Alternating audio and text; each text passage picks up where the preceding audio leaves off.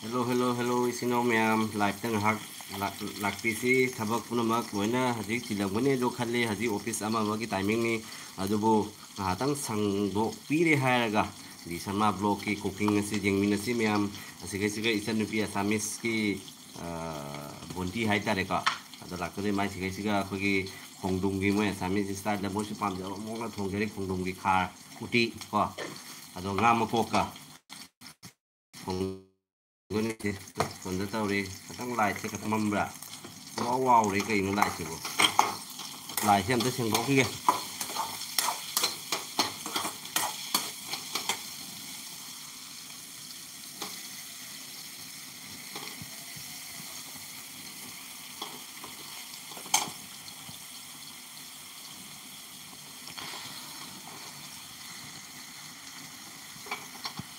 sih yang biu,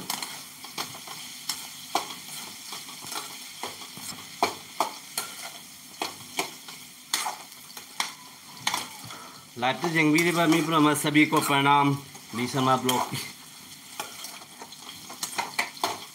masuk pun, sob dari di sini gimana tuh masuk tuh, oh, nyam sih rau ni ko ngasing, tahu dia deh. Yang maki uti thong sih ma'am,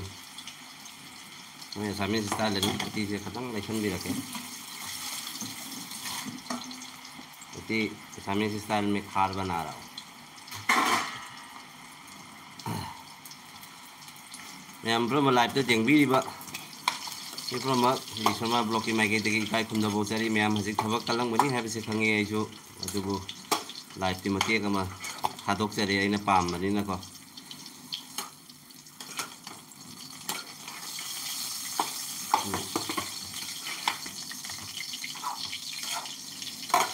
ngasih jam deh kilo apa nih jam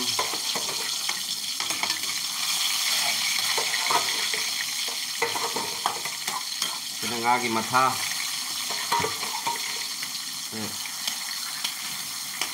aku ini ngon cakau bagi mong deh nih bapak kau sih lakukan itu nih masa sih nak nih atau gedi thangna bajai sabab lagi kok ngasih cuma deh ngau apa ya lah ngau kai với thùng gần gitu loh nih mem kamera sih meeting sing ke jauh-jauh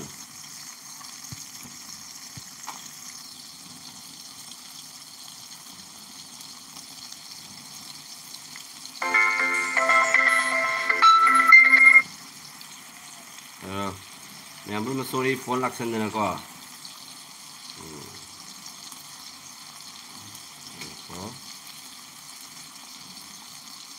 mem jeng bisi live live था लगी है मतलब live तो किसुम और live तो सोंदा हिना मोय Assamese style ला खोंगदोंगी उटी को nga ma ko ka tharaga adugai asi hina aigi akhoi maitai gi hainajaba aigi hainajaba mong na thongdo ni myam se lere se machan si siga lere machan se kai kai no haibada hajira ke se kolwai se ina ngang thang lagi ting thamjare se na lai sapi kobi asina alu khara laujare adai tomato myam adai atai su hapa ka dab lairi tilau ka dab lairi morok ka tha ka dab lairi phatigom soida ka dab lairi myam puna me jeng bisi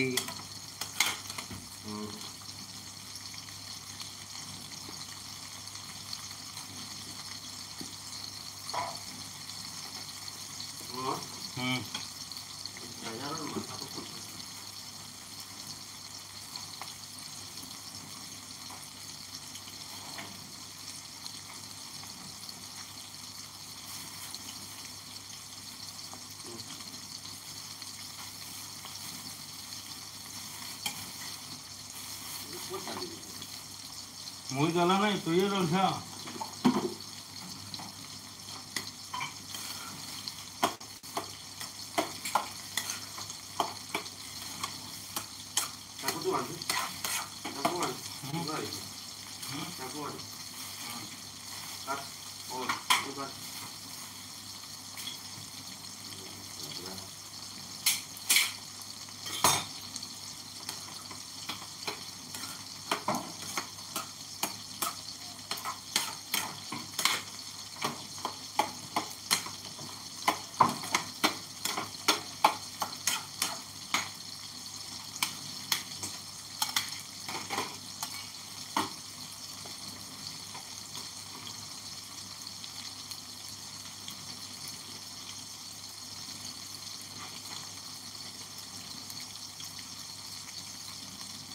em lật cái lạc phiếu ngahak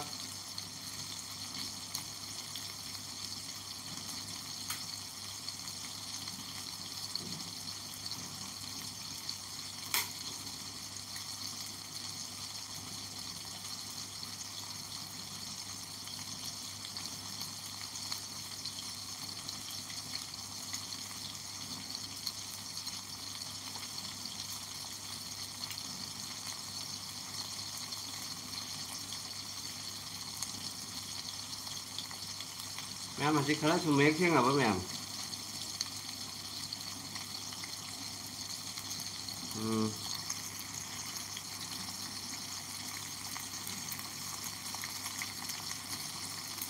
Wah, ai di pan sam thong này ta pan sam thong số hậu bên này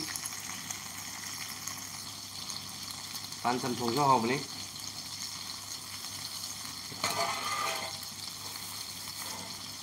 Nga thì ngâu ngâu cái thằng bác tàu với à bác tàu thần kia Nga thì gì chứ cũng một hai rồi vậy thấy dấu dấu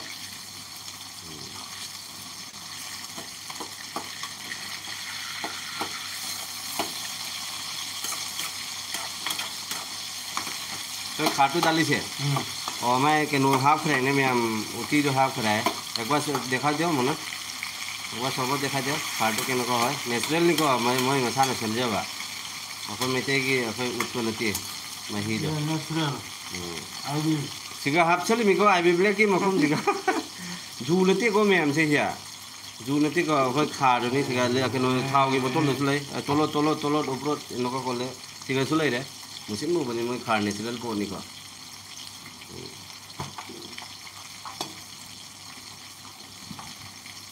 अखोई Moina उटी palm से अखोई की Santhi palm बगुमनी Assamese style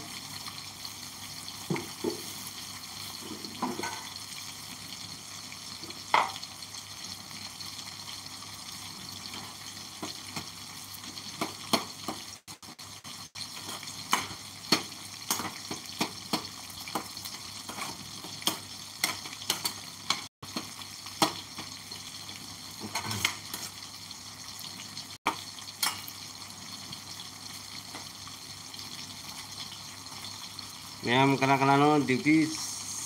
keno ne pangan marun ang sila siya keno Lai sabi masa karilam gibu ori ba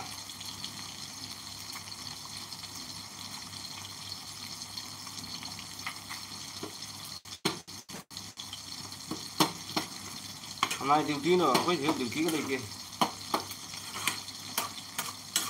Duty em sini aku duty Tadi gua mesti ipat na lai may sabi dan lupa lagi jangkai mo to sale mapun Pata ba Ako mingin nga tang layo ni na sangam dia ba Lupa mga gi lai ba jada min taragi lai ta ba ipat le Para kangat sa re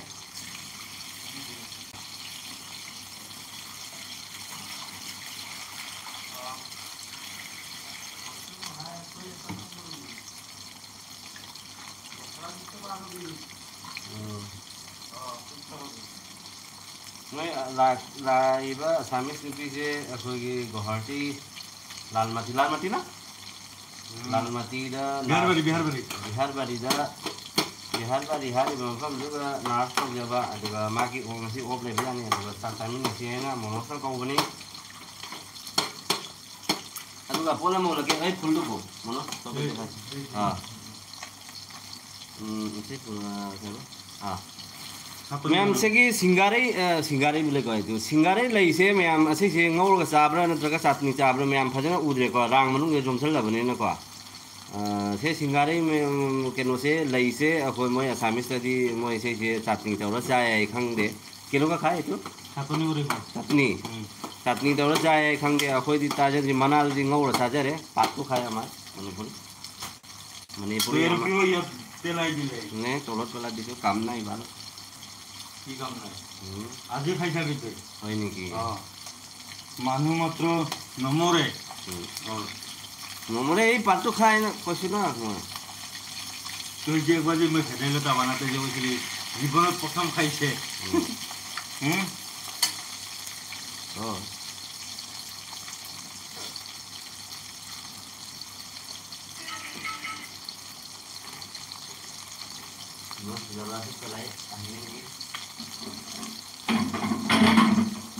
চব দালে বাল্টিঙত চব দাল এইও দাল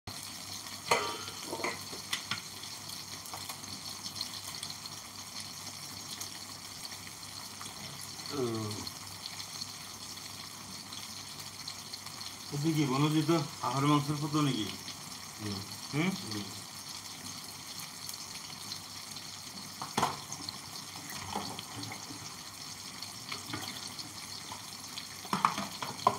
Nga ngauba ko na yan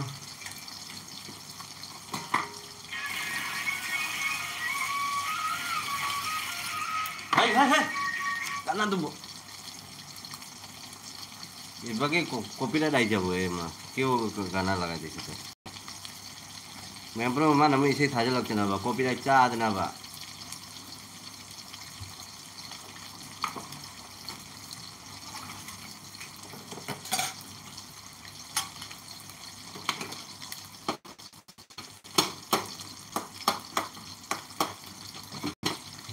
Ulok dikit. Baju. Kuntu. Aman baju. Aman baju. Paling lekat tuh. Tuh mas. Mas sedikit sini. Ada satu sedikit.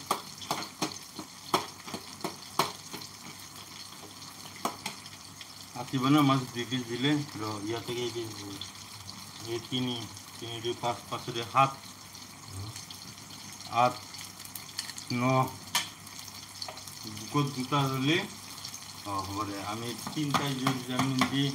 এই পিসটা হলে 6 piece আর এই piece 9 piece করে চুন খাবো নাকি একটু হ্যাঁ চুন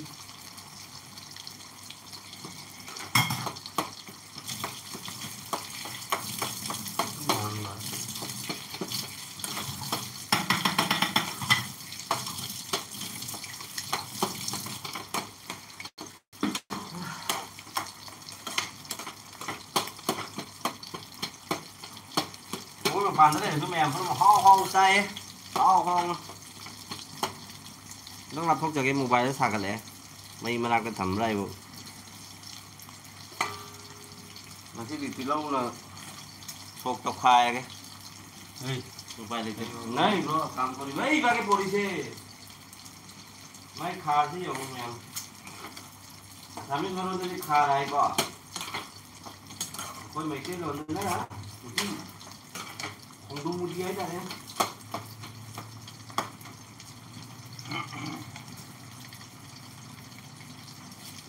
ra cái gì mà nó chỉ có thôi mấy cái gì máy tàu được đi vậy thấy tháng tàu rồi mấy mèo thì ốm là thấy tháng tàu rồi mấy ưu tiên đâu như thế nhưng khai bóng các thắt phải đẹp rồi tháng tàu rồi mấy ưu tiên được ưu tiên Uti boleh kau.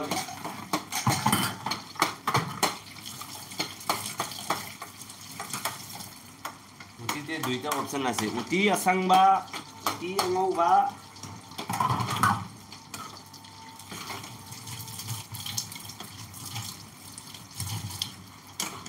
Mày live sẽ lôi phao thắt ra cái.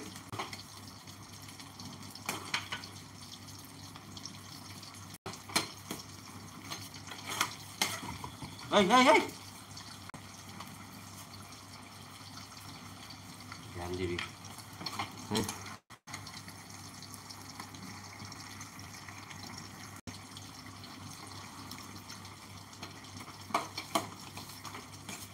Ba 너무 애매한 걸 갱글로 봐. Masih nungsa sih lu em sai. Masih nungsa sih. Ada nak kak thôi.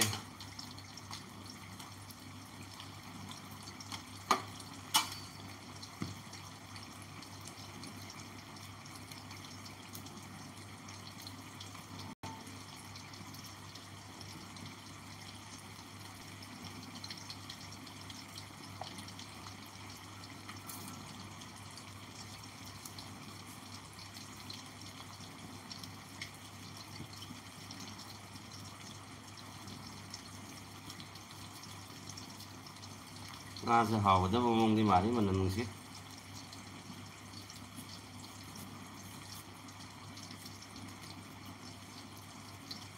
ꯄꯣꯠ ꯆꯩ ꯁꯨꯝ ꯇꯥꯡꯉꯤꯗ ꯃꯌꯥꯝ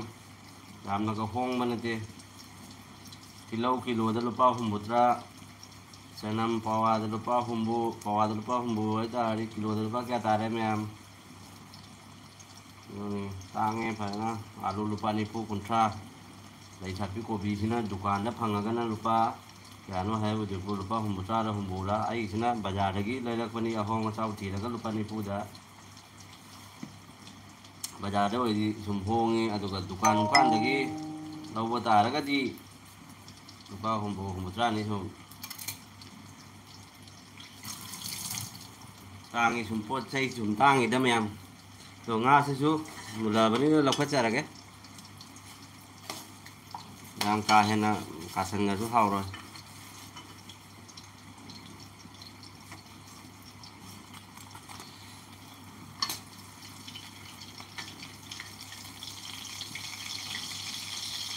ꯃꯥꯒꯤ ꯈꯥꯔꯁꯤꯁꯨ ꯇꯞ ꯇꯞ ꯁꯧꯔꯤ ꯑꯁꯤꯁꯨ ꯀꯩꯀꯩ ꯍꯥꯞꯇꯣꯏꯅꯣ ꯍꯥꯞꯇꯤ ꯍꯥꯞꯈ꯭ꯔ ꯃꯥꯜꯂꯦ ꯃꯥꯏꯁꯦ ꯉꯥꯁꯦ ꯃꯆꯨ ꯂꯩꯁꯜꯂꯝꯃꯦ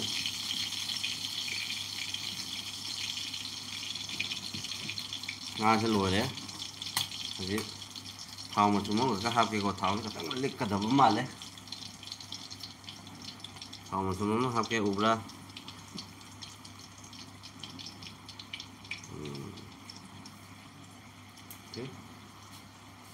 এই কোনার জাবরা জাবরি তো কোনে সাফ করিব সানডে হ'ব খাওঁ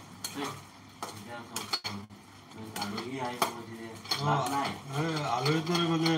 চুকে কোণে আছে না এই এতিয়া একবাৰ টেষ্ট কৰিছা না মই এতিয়া টেষ্ট কৰা টাইম নেকি মই এইবাৰকে কাম কৰি আছে এনেই অলপমান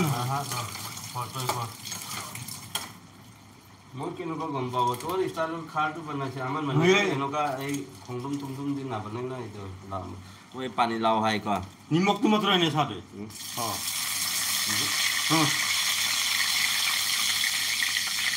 নিমখটো মাত্ৰ চা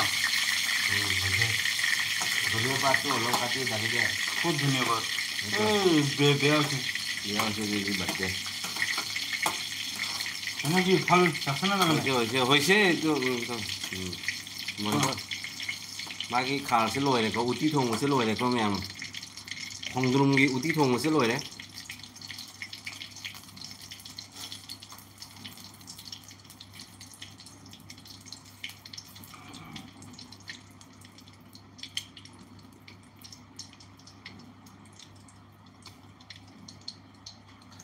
ꯑꯩ ꯒꯔꯕꯥꯔꯁꯦ ꯇꯧꯔꯒꯦꯁꯦ ꯁꯤꯅ ꯑꯩꯈꯣꯏꯒꯤ ꯃꯩꯇꯩ ꯁ꯭ꯇꯥꯏꯜꯗ ꯆꯅꯝꯒꯗꯤ ꯍꯥꯞꯆꯤꯜꯂꯔꯣꯏꯒꯦ ꯃꯦꯊꯤ ꯍꯥꯟꯅ ꯌꯩꯈꯥꯏꯔꯒꯦ ꯃꯦꯊꯤ ꯌꯩꯈꯥꯏꯔꯦ ꯃꯦꯊꯤ ꯍꯥꯞꯄꯒꯤ ꯑꯝꯇꯪ ꯈꯥꯕꯩ ꯂꯥꯛꯑꯦ ꯃꯄꯥꯟꯂꯣꯝꯗꯒꯤ ꯆꯪꯉꯛꯄ ꯇꯤꯜꯍꯧ ꯑꯗꯩꯗꯤ ꯃꯣꯔꯣꯛꯁꯤꯅ ꯑꯁꯥꯝꯒꯤ ꯑꯣꯏꯕ ꯃꯅꯨꯡꯗ ꯍꯧꯖꯕ ꯃꯣꯔꯣꯛ ꯑꯀꯪꯕ ꯑꯗꯩꯗꯤ ꯑꯇꯦꯛꯄ ꯍꯥꯞꯆꯤꯟꯖꯔꯦ ꯑꯩ ꯇꯥꯎ ꯑꯝꯇ ꯈꯥꯕꯩ ꯂꯥꯛꯑꯦ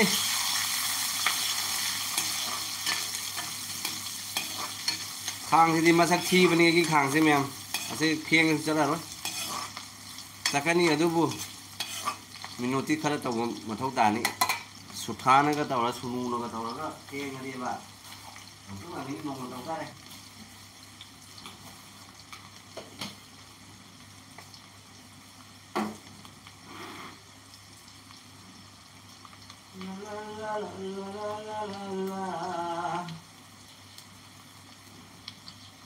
ꯁꯤꯡꯖꯨꯒ ꯆꯥꯔꯗꯤ ꯍꯥꯎꯅꯤ ꯁꯤꯡꯖꯨ ꯇꯧꯕꯩ ꯄꯣꯠꯁꯦ ꯂꯩꯇꯦ ꯁꯤꯡꯖꯨ ꯇꯧꯕꯩ ꯄꯣꯠ ꯂꯩꯇꯦꯕ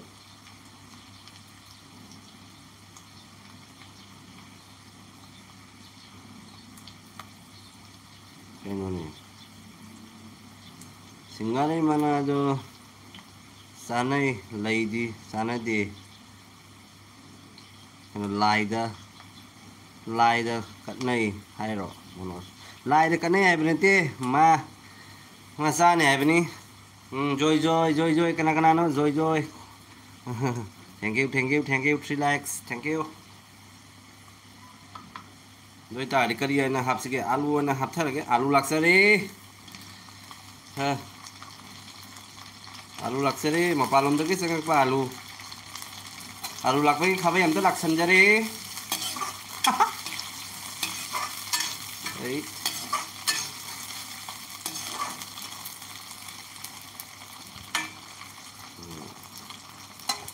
ase am ta kupsan mun di pha ga alu se ka tang lik tau ma le aduna alu ma ga na video mo na ko comment kana na hare ya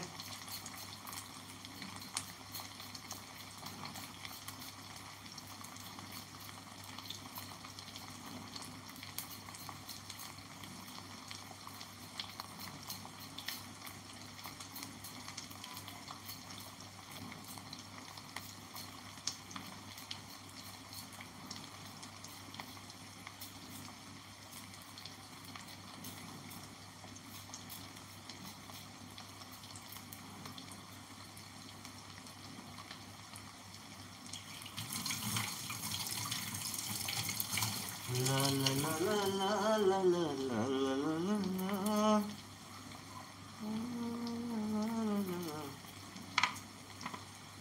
Miki cinta kasi mana ponte da samis moi style lai se singare lai se sa dur mi mana su cha ni mana dia phoi mete di chai dina ko ado lai se ahan ni ba ina tai ina ta jari se jang munna ba na ko alu se munna ba hai dina kana no thak sa ba kari hai jang thong doi no cha hai jang thong doi na hai bo se ngasing se rau se thong doi ni selai se ma ki machan ma ki ha ko da machan se na kolwa ya ting ba ko jum da ki pirak pani asina tomato khamin se lai jare se na kobi lai jare lai chhatpi kobi ko lai chhatpi kobi se na kolwa ya rasma ade de ngasing rau tau ba se rau tau ba big thal le ase thong doi mi ade di sondana samis ki style da khongdum na uti tau ba punchi da tar ba myam asamis mai ki chinja ga ju nokna ba jade ma ki apam ba tau jabani asiga nokna bi rakanu myam ado akhoi metai gi di uti siga motor na tau nei motor sang na tau nei ha ado ga siga ani thoe amana angau ba amana sang ba hai na ko ado ni myam pukhan na ba pote bu kai no myam asiga jang mun na ba na thum ji ju jawrom de thum se lau so hai bani ma chakadra chalo dra khang de thum ji jo ba oi no jabla ko itu ko do thum aki khatang hapsan jara ge myam ate jo ha ko da ba thau ta ni se ate so hap ka da ba as da den tau ye thum ji jo ba ihin oi chang than na ba 이제는 그나마 jabla ko itu te to ke motor खुली दुकान टाटा तो ठीक ना है sorry निमक तो ठीक ना है टाटा आने भी रोले आशीर्वाद तो आने भी 이따는 설바바라가 매면 합딜로 मैं मैं आई खंगो बोले मैं परन खंगो मेरी सुनखांग होने को आई हम पुलाई ना बा ना लाउरा के आई तो ऐसी का थोंगान लगे मैं मोबाइल से पहले को इनु फोन 설바바라 모니샤 काश्यप बोली मोनिसा कैसो हाँ बा निपी तो मैं मिंग मोनिसा कैसो को ये एती 모니샤 काश्यप बोली अच्छा ताने ताई गोसिप पाले ताने 먹von 한거로 불리고 होदे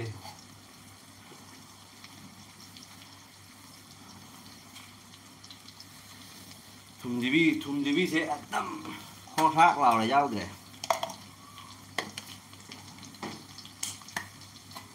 mà chỉ thum lâu bật cái mai giang cái tí lồi rồi nè cái tần giá thì cái lấy sạt pi cổ bị xem em giang bi hầu đó với lấy sạt pi cang bu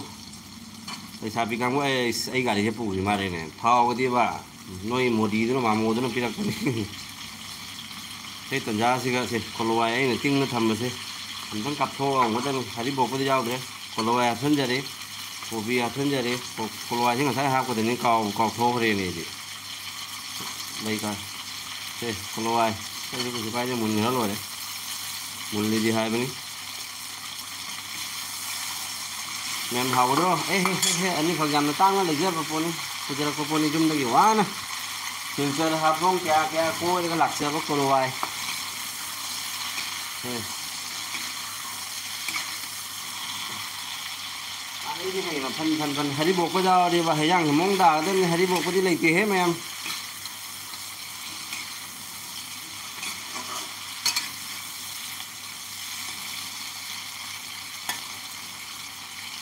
แต่คนชนใหญ่จริงๆผมนี่ผมนี่เจ้าดีว่าแม่มสิมังงามุขนาดเนาะ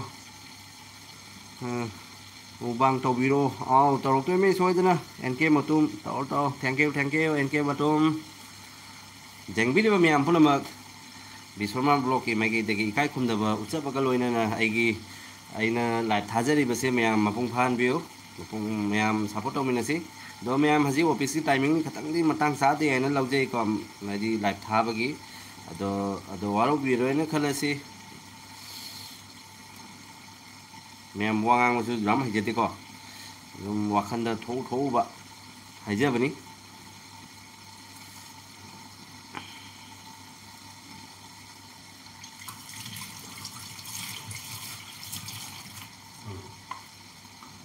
sigi tanja siga ai moro khara katha ge mem nai biu makom je hang drok tro bani me mangang mình mang ngang là tiền mình như ông này thì chúng ta các vật thơ vậy đấy có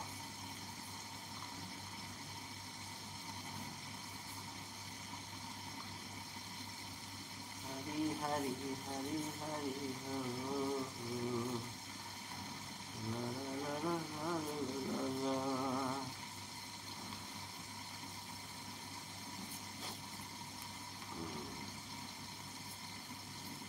mẹ mà chẳng thì bố hầu cũng đâu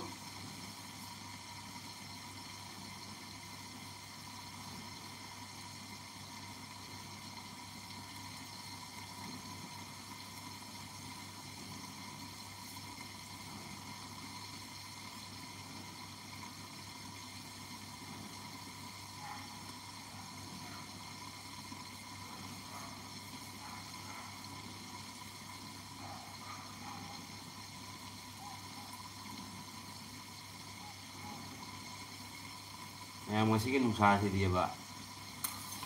phải rất xa đấy, nung xà thế, mà bàn là thua thì ở khối thầm thà cái nung xà đấy nó phát cái là ở khối cái phun cái này mà khai, còn bảo không có tài thì chúng đã cái lấy thơ là đi đâu, nung xà thế,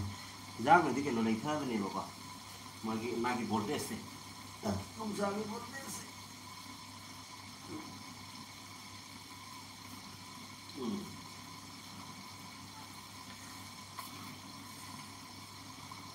cả hệ là cái xà nó lấy rồi bảo có lăng tha rồi ngoài đó đôi lúc ổn rác này vợ rung mà đúng là đi xà đi mà pa rung rồi ní xà đi chứ rung rồi đi xà phô lại mẹ em phô lại cái nào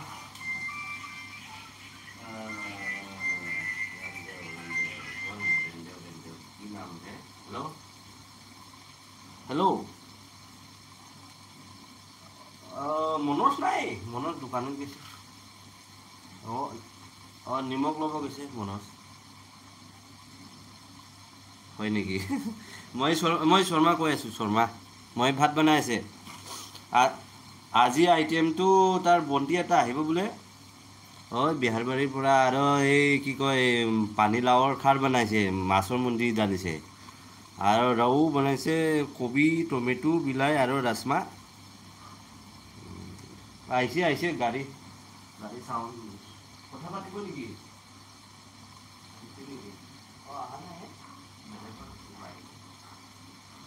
ঠিক আছে তাই phone C আহিলে মই কম দে অলপ ব্যস্ত মানে থাল মই ধম ফালি কিবা কিবি দেখা কথা আছে দে এইটো ধব আৰু আহিছে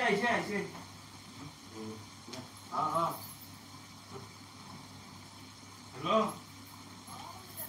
কি খবৰ আনো নাই ma'am anta hàng doctor đây xem wow mà nằm dưới phấn nung xì đấy ma'am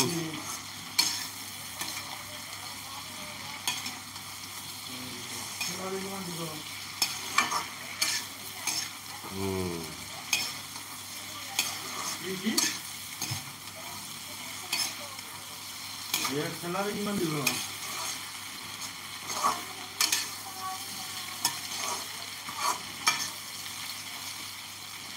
कोबी से अतई हाफ गे मैम पत नमांग ने सलुपदी ने हापसन गे से ये रा मोरोक का थम लंघन गे ये रा मैम लम कना कना नो कमेंट से कोना ई पाठा जरके थ्री लाइक को थैंक यू मुबांग तोबिरो तौगे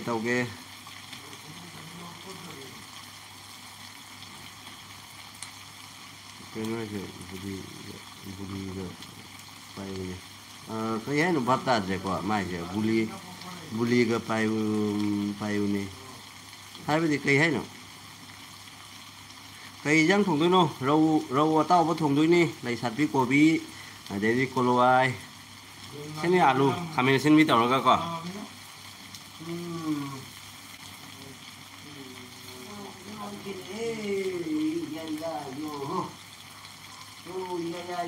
yeah.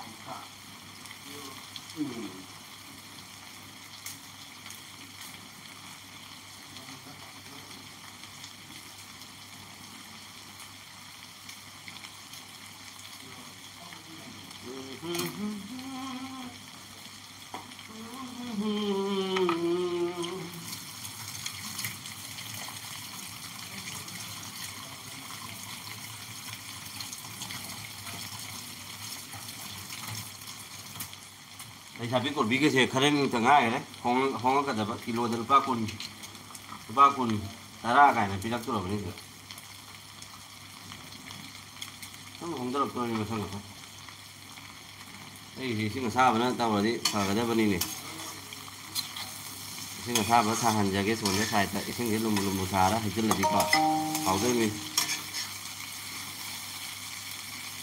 mình hậu có đâu Mem hau Hong dum do nga masaga thong ba hau ni nga masaga thong bu so hau bani thara ni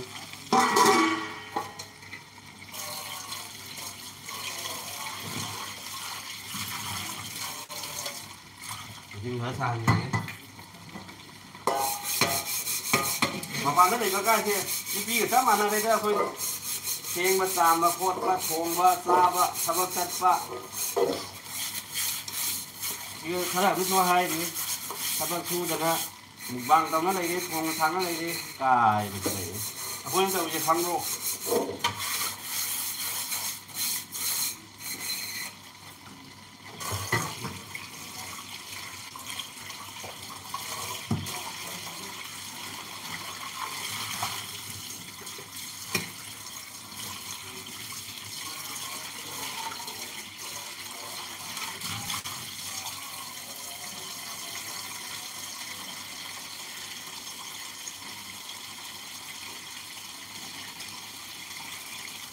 Xin thằng thàn giờ cái thời gian đã ham rồi bác còn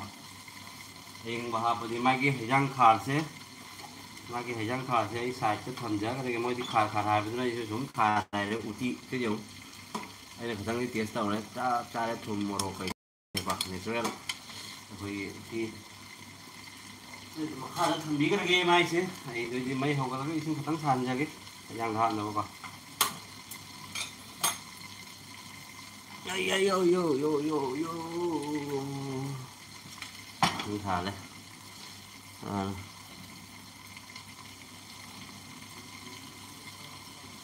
Hari hari re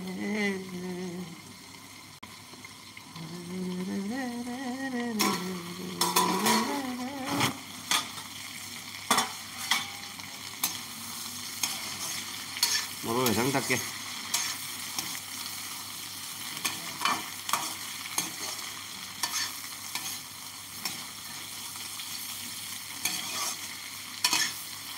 làm là một máy này biếu lấy biếu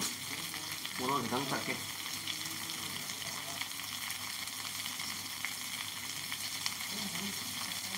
mua nó gì hắn mà lấy có thể một tắc tiền của trang nó nó khốt cả đời mà sẽ khốt cho mặt tầm thế phẳng đời hay ta đấy ta mình nung thà rất phô rất đại cái sân cái gì đó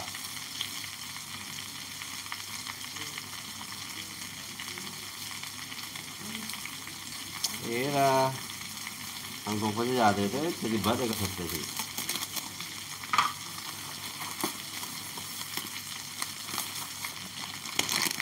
đấy thế mà rồi chứ ꯎꯕ꯭ꯔꯣ ꯃꯌꯥꯝ ꯄꯥꯏꯐꯝꯒ ꯌꯥꯎꯔꯤ ꯄꯥꯏꯐꯝꯒ ꯌꯥꯎꯔꯤ 1 kilo lupa kaya siga catuk jangai ni thai siga ni lawai do cani jangai da kaya do lawak puni kau kau kare catuk jangai thai ko market price ya do aku sonda ko di sum sigi catuk jangai di sum law gitu me special maroi apa apa ko ni ka te ado no sayang se pasum dana ba han lagi ini dang hap ke maha da pasum dana ba ba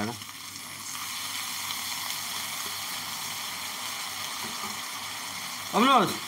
oh sini ki ya teh hop, kata ada kong, itu jira tu, kalau powder kena itu ya noh, nodo ke noh, kalau itu boria spesial loh itu, 650 itu dam kom dam itu noh kan, kom dam itu balu tu lu asal mungkin jano, itu nal lagi, itu dalim, monto itu dalim tu semua, itu ya pondok rak.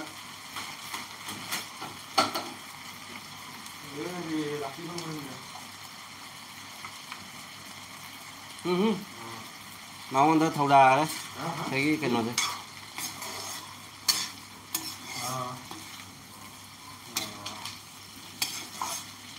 Rồi mà bằng hạt chân người xem em, rồi bằng hết từng cái làm nó đầy đi vào. Đây vừa khá sạch sân là cái xem là mà xù lại dành hăng, coi. Dành cái rằng là sana cái đó vậy. Thế là một đồ xù vậy. Dia katakan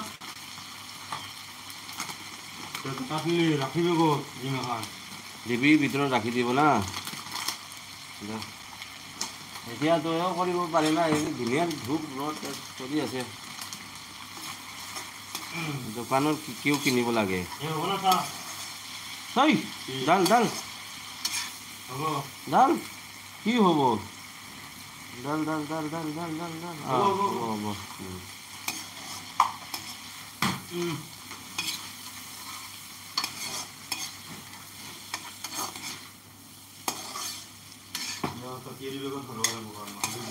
Noh dibi bitro dal dibi ai dibi tu kona che dibi na lage e filam hote ki sande di melidi ekabare gura korillam amaro bang hapsen bagi isin kita tang hapsen ya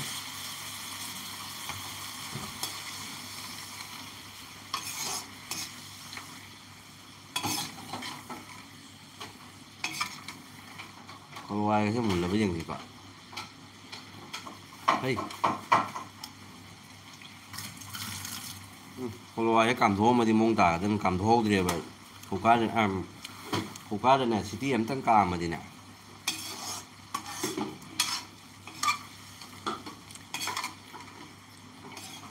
hay bộ coi đo để hào đó đi em cái thằng mà còn đi hầu ra đi để nó tắt ra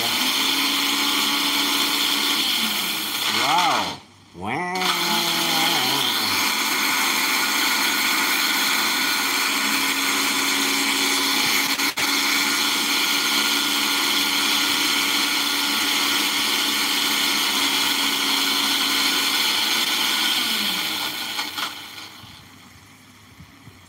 ngon nghe hả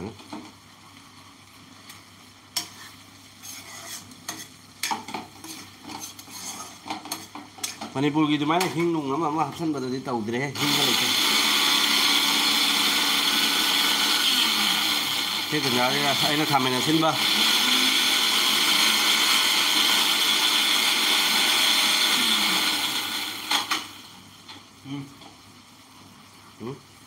Cột khóa này ấy. Sang. Atap to noya bây giờ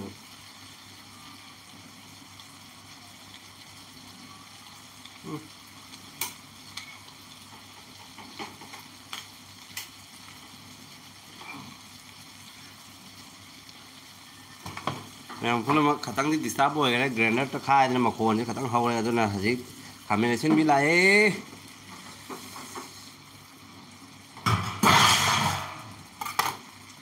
machine भी लाग पगे हम तक खाबे था जगह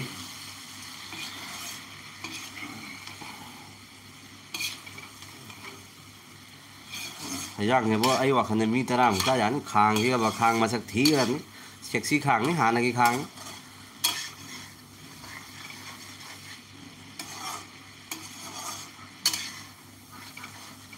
เอาไปยังมาสินมาเท่าตาเนี่ยใช้cái mang xem nó background này gì ngắn nu lại ngon nó khoảng bao đấy ngon đây là cái này đi rồi hey hôm nay cá mà xem thật đi bom thế tôi xin sai được là cái đi full cái đúng cái phun hewa level oh singgare boleh kok singgare mana lah ji ma xem xà cái đó đây mẹ mà chặt nhị trống như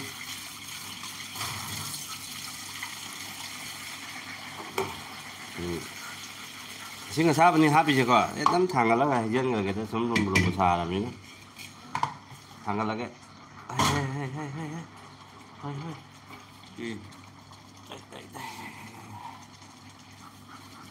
ising lại pani pani olo kom hobo pare ising lạc pagi am ta wacha ning bagi chang do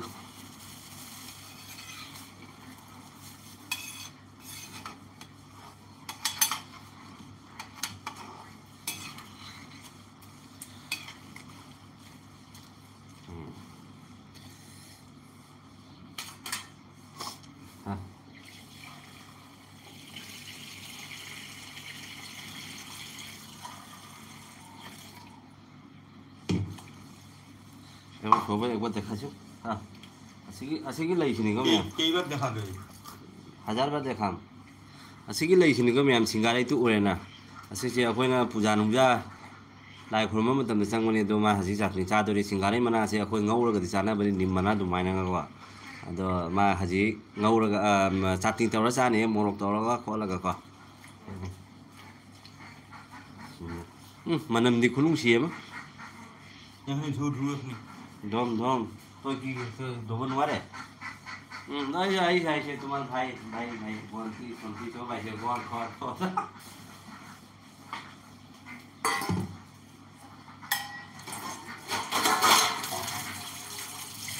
mà mấy nó mang nó cúp mà bục không rồi thì phải đi gom hạt nó thầm rồi cái này nó bục không mà nó mua cúp sân đấy chắp cha đấy xem sai tu ra rồi hồi gol tôi hồi gol sai tu ra ngồi cái gì còn em sẽ cái tầng giá con mà nó như thế rồi phèn bốc cho cái mà thấy phèn mà tạm mà tàu có già mà mà phồn đâu vào thi tàu này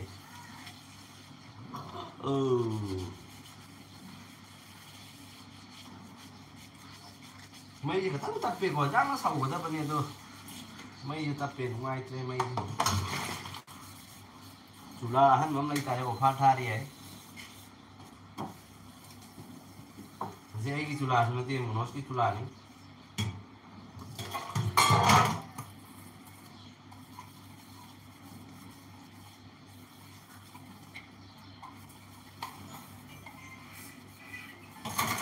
Follow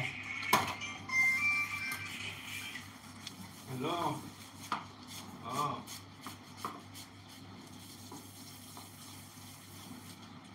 pura Sementara itu kan,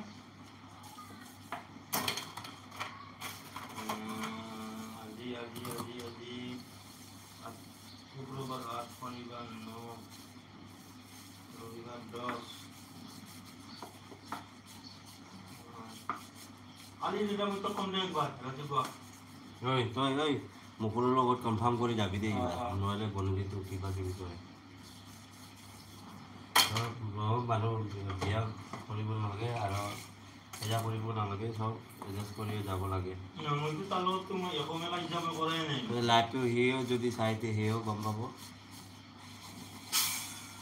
এই কি হইছে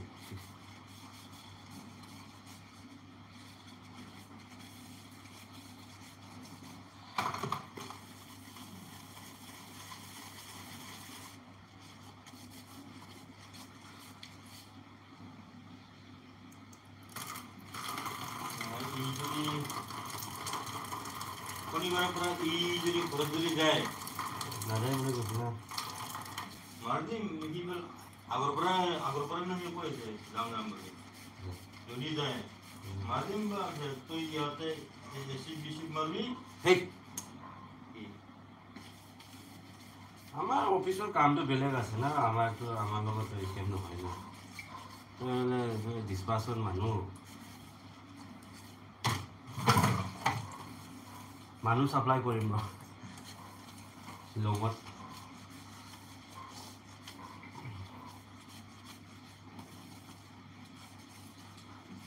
C যাব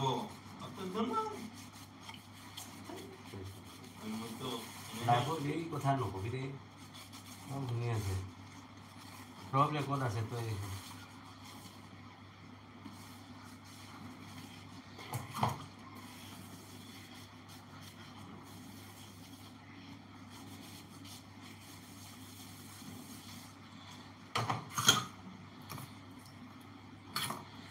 খালি তই ইভাগে phone কৰিলে নহয় না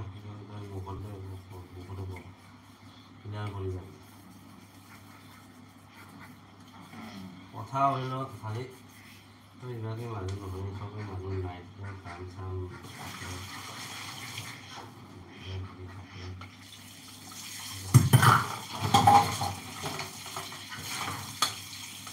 ইয়াতে কৰি আছো তইও শুনা শুনি কিয় নহয় মই অকণমান পানীটো লাগি আৰু দে ঠিক আছে যা দেখি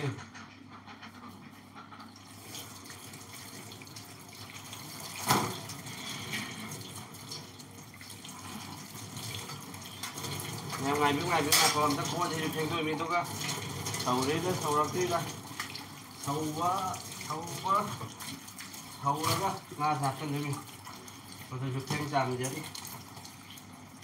mang bác cái nga sạm và cũng không tiền gót mà happy jadi dù đã đấy chúng ta ăn sao lấy tôi có gì mà đã sao ăn cái party như bằng bạn sao ăn này cha thật có gì nữa chứ cha thật chứ gì thôi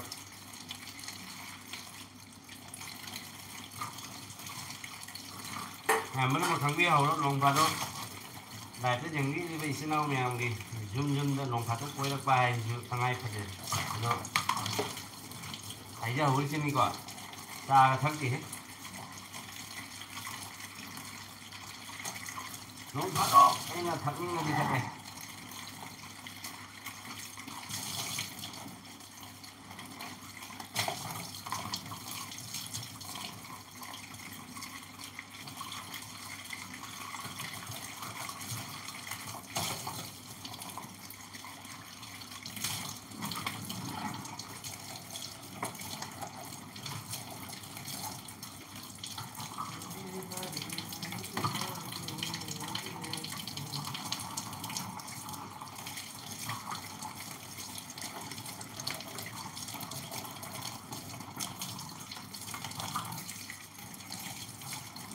তোমার ঘর খাই নাকি তবে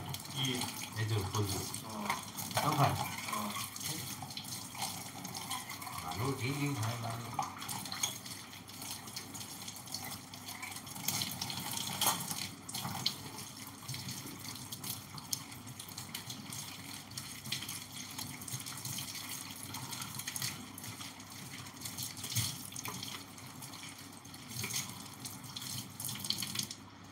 আজি feng mà sảm bắt lôi chơi đấy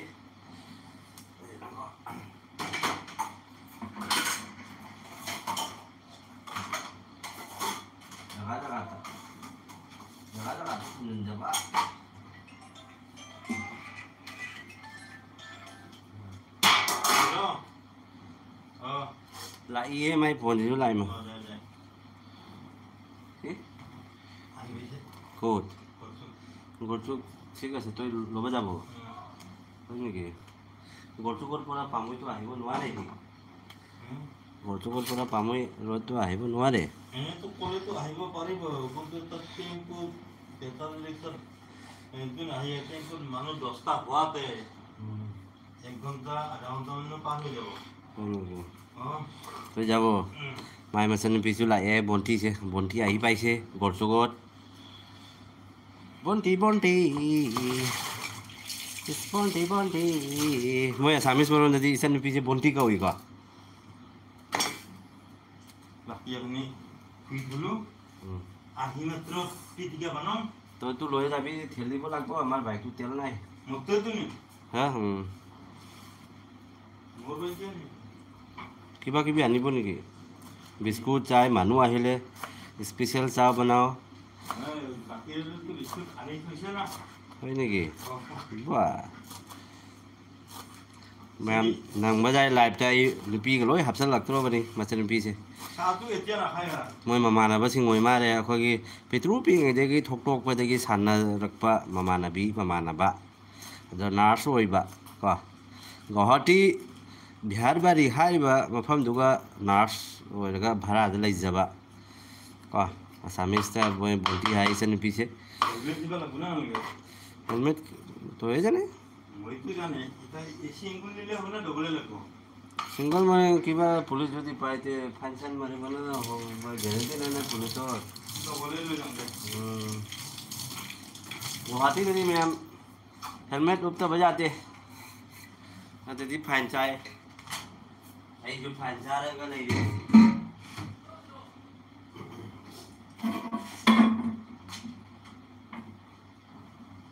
आई जो fine चाह रहा है नहीं रे बको मैं गाड़ी की hang saugalai da saugalak tu khang de ta yam ta hang jing ko myam jing ngang ni ko ala kana live te le bi ki sibo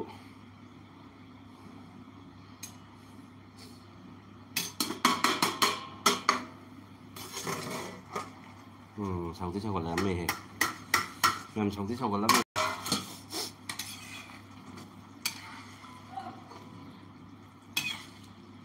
yang sang ti saugalai me he kalau aja mulai bah, mulai, hatang di kan tahu deh, kan kalau deh, bola kan,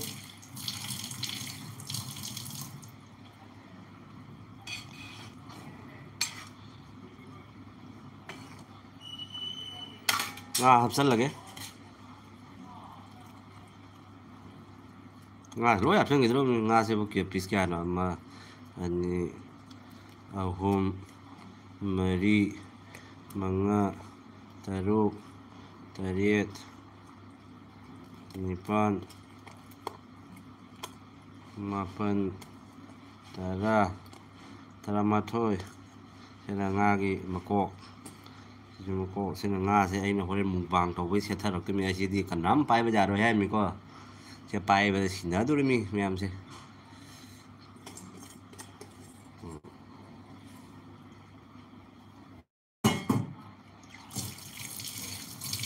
sa sen bagi kita kupsen jagi myam war so wan ngai biu myam nga se jong ngatang tham si ko myam jing biu matin jot pakang bu ga jaw na ra ba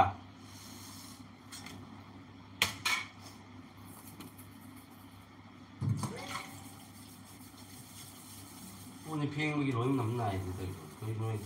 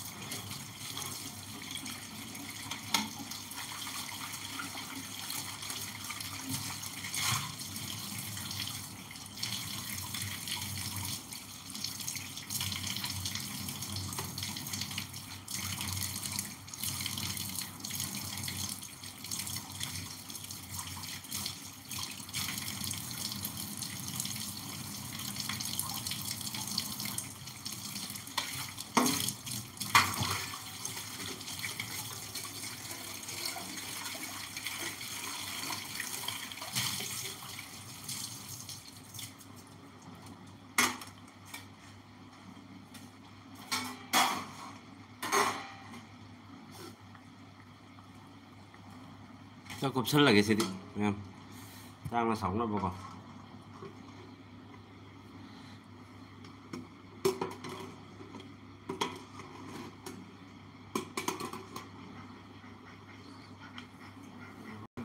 미라그시 가이제 가이제 가이제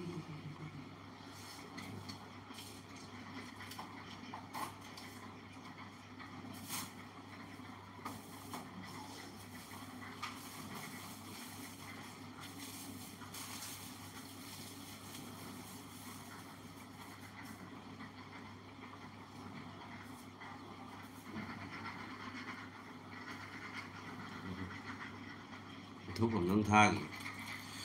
ไอ้นั่นทำอยู่ทุบเสียลายคนไม่กินติดนะลมเสียนาทีเราก็ที่เราก็ท่าเราก็ทำมันเองนะเอาก็ที่อันนี้มันสุขัดแก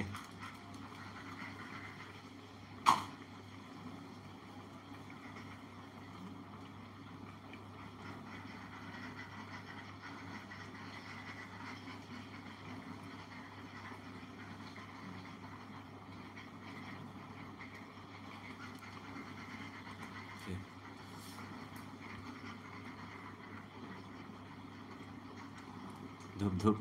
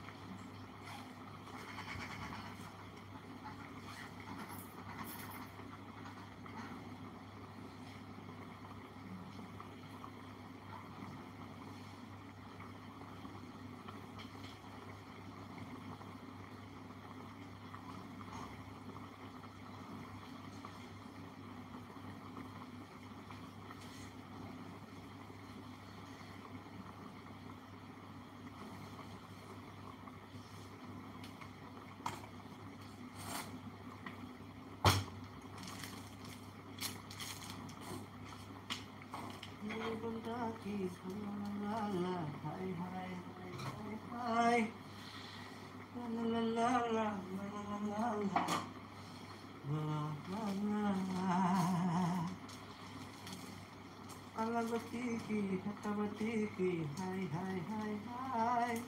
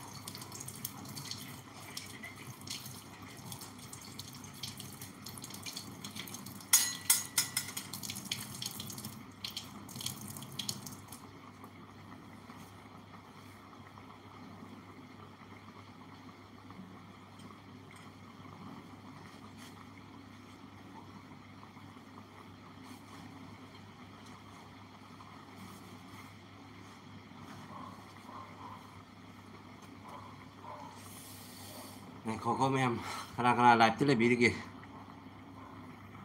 ꯑꯩ ꯁꯣꯝꯗ ꯊꯕꯛ ꯇꯧꯔꯨꯔꯦ ꯑꯗꯨꯅ ꯑꯝꯇ ꯍꯥꯡꯁꯤ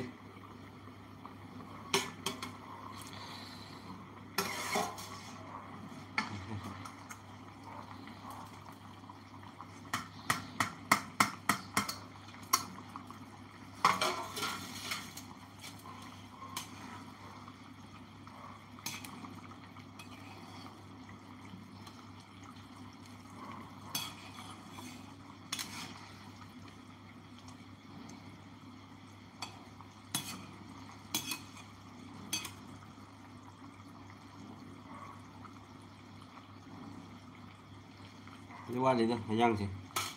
ꯍꯩꯖꯥꯡꯁꯦ ꯋꯥꯠꯂꯤ ꯁꯣꯝꯗ ꯀꯩꯀꯩ ꯆꯈꯥꯏꯕ ꯂꯣꯏꯁꯤꯟꯖꯒꯦ ꯍꯩꯖꯥꯡꯁꯦ ꯋꯥꯠꯂꯤ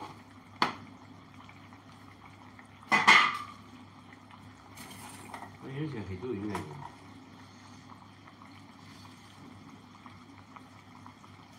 ꯆꯥꯃꯅ ꯑꯣꯏꯃꯥꯏ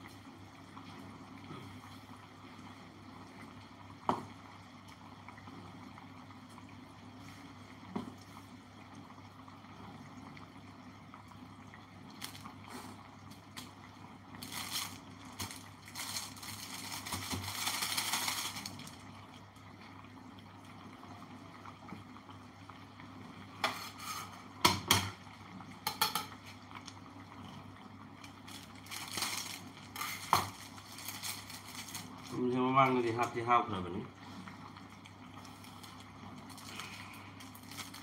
ꯈꯔꯗꯤ ꯀꯣ ꯑꯗꯨꯅ ꯀꯣꯟꯅꯔꯣꯏꯅ ꯊꯨꯝ ꯄꯀꯦꯠ ꯑꯍꯟꯕ ꯑꯃꯨꯛꯀ ꯂꯧꯔꯦ ꯊꯨꯝꯁꯦ ꯑꯝꯇ ꯍꯥꯞꯀꯦ ꯆꯥꯟꯅꯒꯗꯕ ꯆꯥꯡꯗ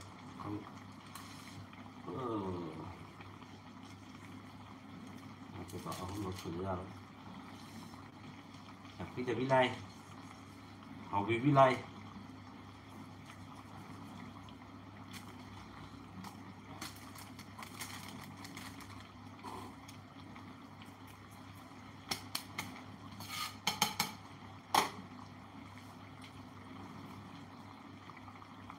ꯌꯥꯛꯄꯤꯗꯕꯤ ꯂꯥꯏ ꯍꯥꯎꯕꯤꯕꯤ ꯂꯥꯏ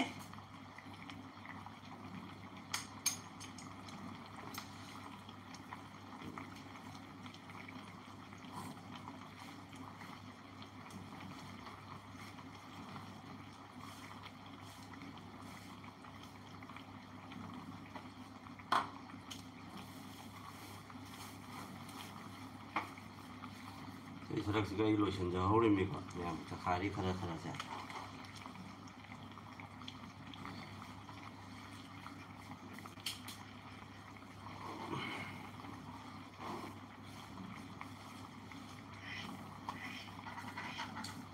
ꯅꯨꯄꯥꯅ ꯊꯣꯡꯕ ꯅꯨꯄꯤꯅ ꯊꯣꯡꯕ ꯑꯩ ꯅꯨꯄꯥꯅ ꯊꯣꯡꯕ ꯂꯣꯏ ꯆꯈꯥꯏꯔ ꯊꯣꯡꯉꯦ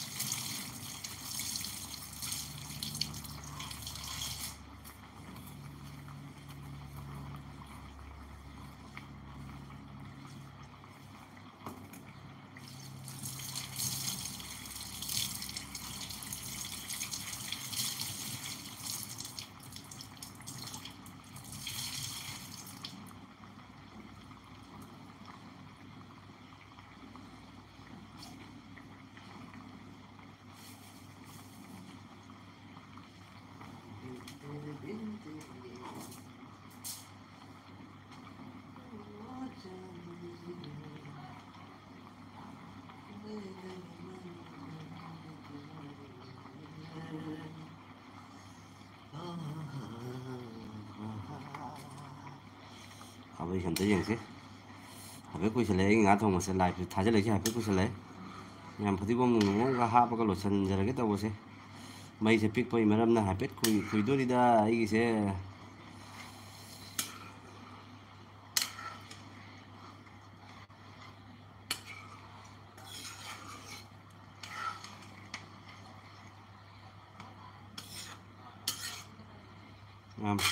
ꯁꯤꯒꯤ ꯃꯇꯦꯛ ꯑꯁꯤꯒ ꯌꯥꯍꯜꯂꯒꯦ ꯐꯗꯤꯒꯣꯝ ꯑꯁꯨꯕ ꯍꯥꯞꯀꯦ ꯐꯗꯤꯒꯣꯝ ꯑꯁꯨꯕ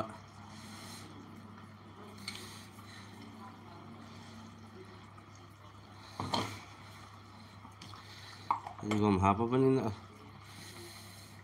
ꯐꯗꯤꯒꯣꯝ ꯅꯠꯇꯦ ꯃꯔꯣꯏ ꯑꯁꯨꯕ ꯍꯥꯏꯔꯤꯕ ꯐꯗꯤꯒꯣꯝ ꯑꯁꯨꯕ ꯍꯥꯏꯁꯦ ꯐꯗꯤꯒꯣꯝꯁꯦ ꯊꯛꯑ ꯊꯝꯕ